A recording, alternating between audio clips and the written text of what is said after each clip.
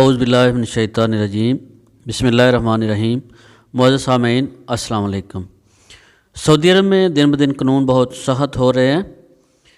گاڑی یا عمارت سے کچرا باہر پھینکنے پر بھی جرمانہ کیا جائے گا۔ سعودی عرب میں ویسٹ مینجمنٹ ریگولیشن کی خلاف ورزی پر ہزاروں ریال کے جرمانے ہوں گے۔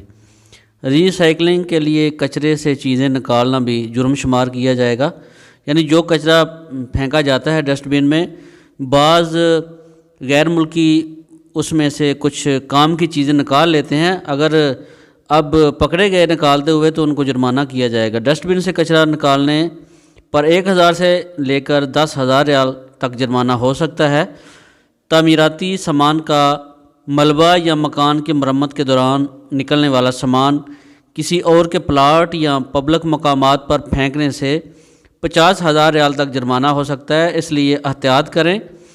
اگر کسی شخص نے چلتے ہوئے گاڑی کی کھڑکی یا عمارت سے کچرا باہر پھینکا تو اس کو 200 سے لے کر 1000 ریال تک جرمانہ کیا جا سکتا ہے۔